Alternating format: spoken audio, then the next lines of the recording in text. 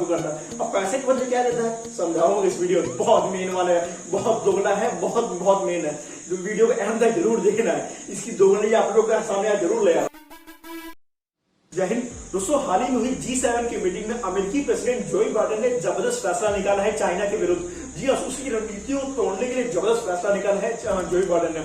लेकिन भारत इस चीज के लिए खुलकर सामने नहीं आया। जो प्रस्ताव जो बाइडेन ने रखा उसके भारत खुलकर सामने नहीं आया। तो आइए इस वीडियो में समझते हैं कि ये प्रस्ताव जो बाइडेन ने क्या प्लान निकाला है चाइना की रणनीतियों को तोड़ने के लिए। और G7 होता क्या है, कितने देश इसके अंदर आते हैं, कब से शुरू हुआ था, कितने कौन देश से हट चुका है। सबसे पहले G7 होता क्या है। लेकिन उससे पहले अगर आप चैनल में नए हैं तो सब्सक्राइब करने का, वीडियो को फैला दिए, क्योंकि सपोर्ट की बहुत ज्यादा जरूरत है इस वक्त हमें आपकी। क्योंकि अभी चैनल नया है तो चाह रहे हैं बस सपोर्ट चाहिए। और अगर पसंद आया वीडियो तो फैला दिए बस। चलिए बताते हैं सबसे पहले होता क्या है।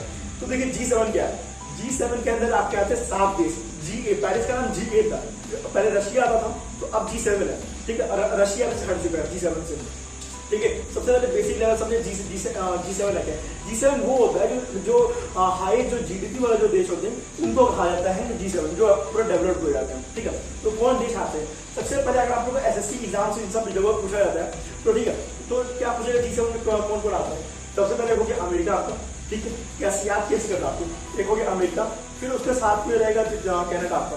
दोनों तो अगल बगल है तो नॉर्मल से आपको याद हो जाएगा। ठीक है, दूसरा आप लोग देख रहे होंगे यहाँ पे जो ये यूके वाला जो यूके वाला किंगडम जो है, ठीक है, इसमें हो गया आपका ब्रिटेन आ जाएगा।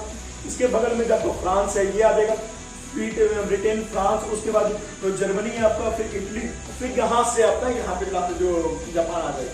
ठीक है, ये 7 देश को मिला के बना है G7। इससे पहले G8 था, रशिया था, लेकिन रशिया तो यहाँ से हट चुका है, तो इसलिए अब इसको कहा जाता है G7। ठीक है, लेकिन एक बात और, 4 ऐसे देश हैं जो ऑब्जर्वर में रहते हैं, उसमें से भारत भी है। ठीक है, ऑब्जर्वर क्या होता है, उनको बहुत पहले से बुलाया जाता है। जब मनमोहन सिंह की सरकार थी तब से बुलाया जाता है। आज ही बुलाया गया था मोदी सरकार ने, मोदी भी गए थे वहां पे।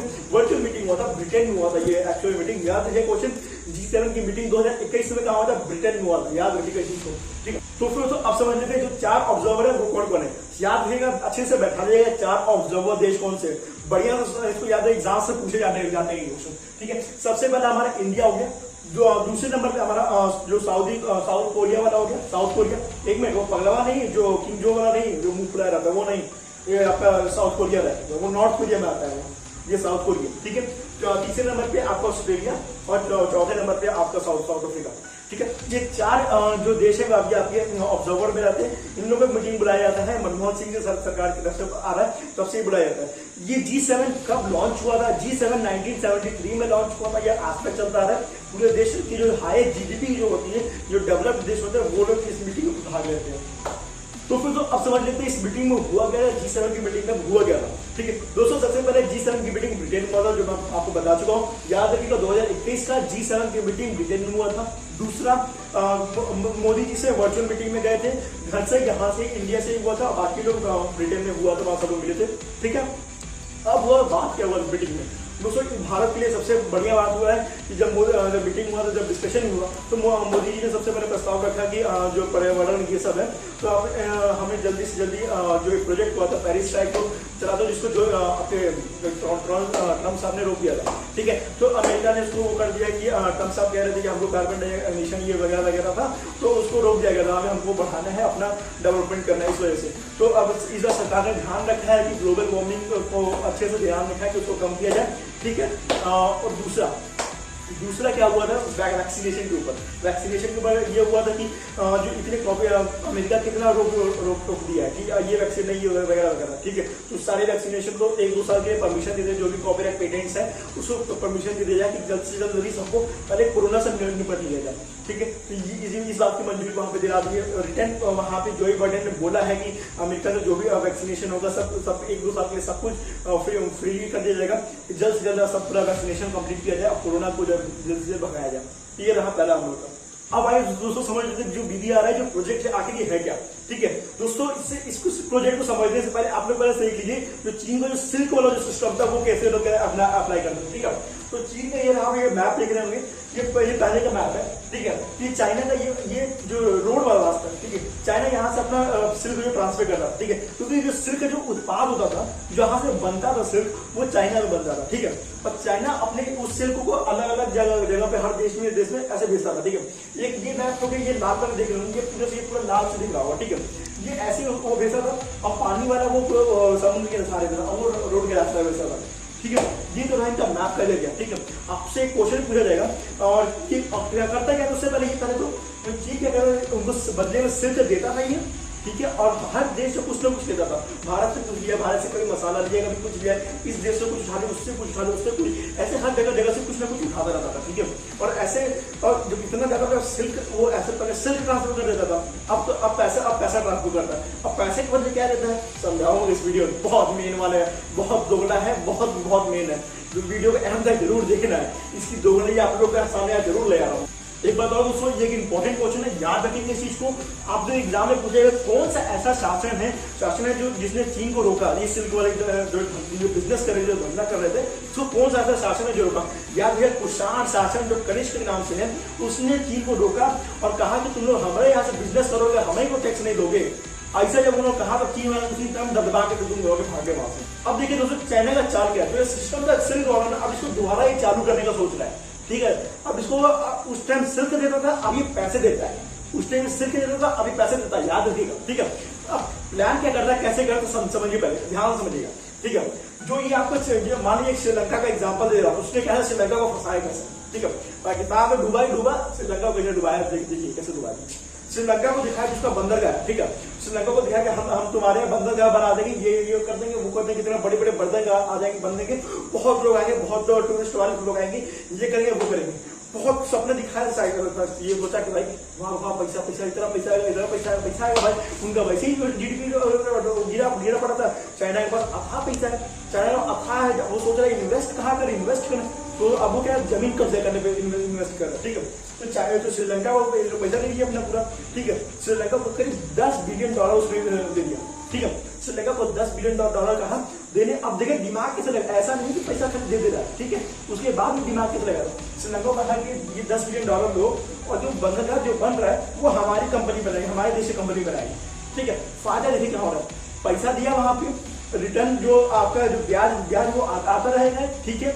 और प्लस उसके बाद क्या कर रहा है, जो बंदरगाह जो वहां पे बन रहा है वो उन्हीं की कंपनी, चाइना की कंपनी बना है, तो चाइना की कंपनी भी सब हो रही है और चाइना की सरकार का भी सब फायदा हो रहा है।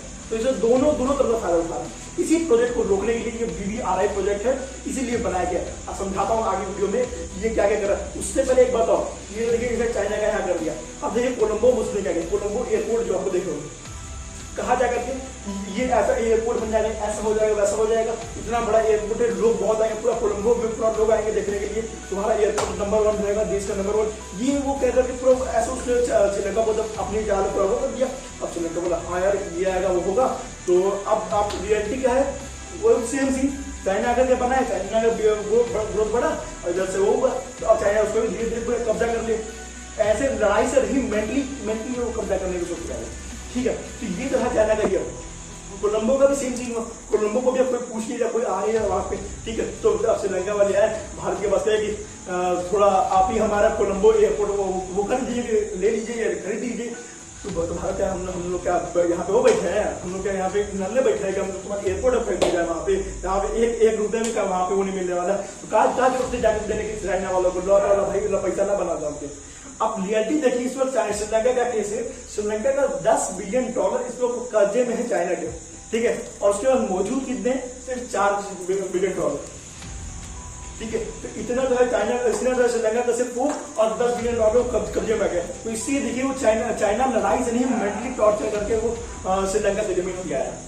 और दोस्तों ये एक ही जगह नहीं, ऐसे हर जगह ये यही कर रहा है। पाकिस्तान को उसने यही किया, श्रीलंका को आप देखिए, पाकिस्तान में यही किया, पाकिस्तान का सड़क पूरा बनवा रहा है, हर जगह का कुछ ना कुछ पैसा देकर के अपनी सरकार, अपनी उसके खुद के कंपनी वाले ही लोग बना रहे हैं। जो सिर्फ प्रोजेक्ट है उसको वापिस चालू करना है, बस अपनी इसी ये अब पैसे देकर चालू करा, उसका सिक्के देकर चालू कर दो, अब पैसे देकर चालू करता। अब देखिए दोस्तों, चाइना का जो BBRI जो प्रोजेक्ट है, इसको काउंटर करने के लिए किस तरीके से जो बाइडेन ने क्या दिमाग लगाया है।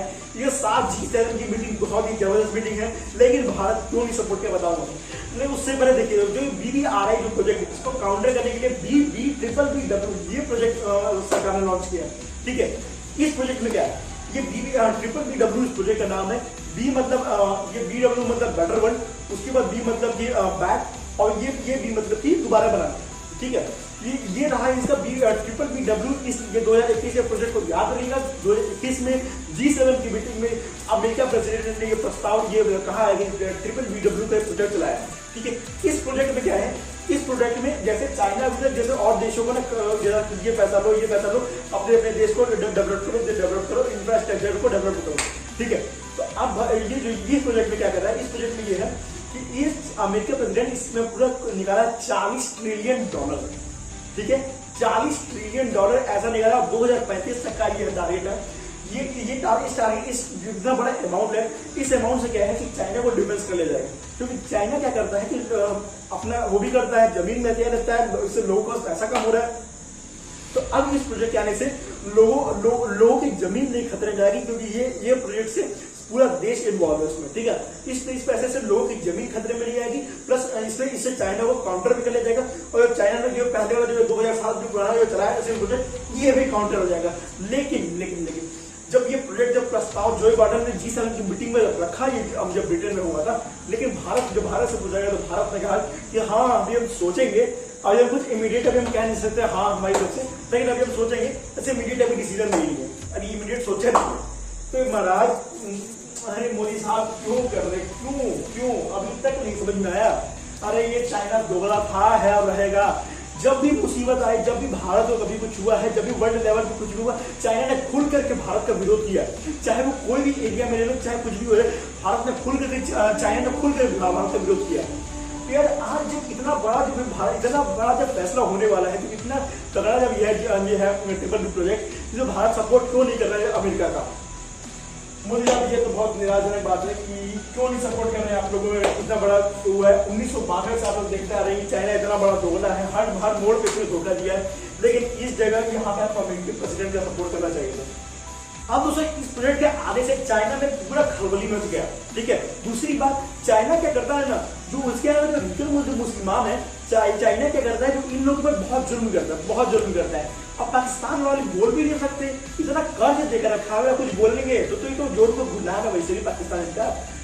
ये चाइना कर्ज इधर चलेगा, ये बोला इधर चलेगा, अपना तो दिमाग से विकास करने वाला नहीं है, ठीक है। अब वैसे कितना पैसा लेकर डूब चुका है ना, इतना पैसा उसके ऊपर चाइना फूक के मारा हुआ है। अब कुछ बोल देगा तो समझ रहे ना, दूध थप्पड़ काट के दूध थप्पड़ मार देगा तो चाइना उनको तुरंत बिठा देगा, जैसे बोला वैसे कर।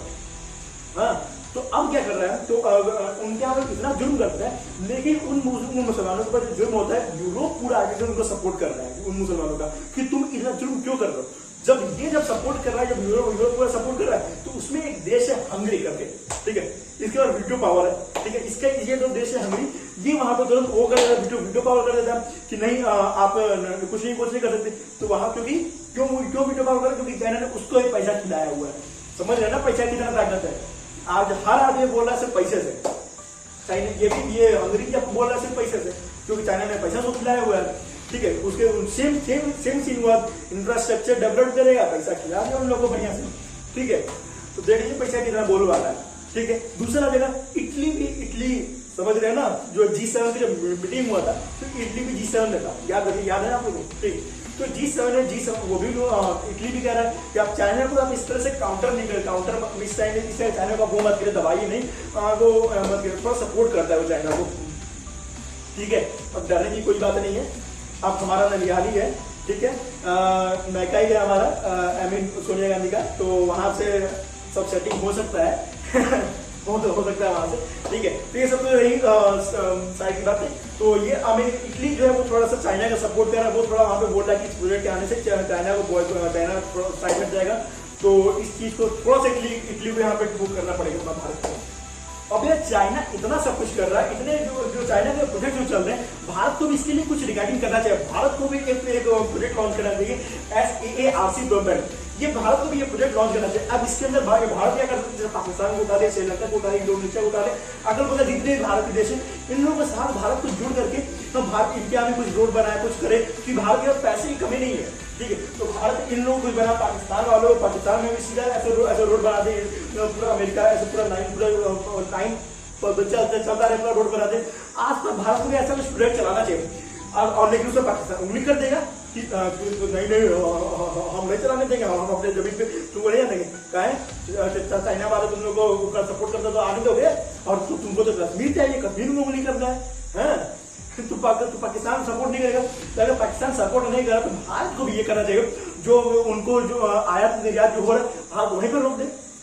अगर भारत रोक देगा तो भारत का तो 5% नुकसान होगा, लेकिन पाकिस्तान का 95% नुकसान होगा, है। तो इफेक्ट पाकिस्तान में पड़ेगा, भारत पर नहीं पड़ेगा।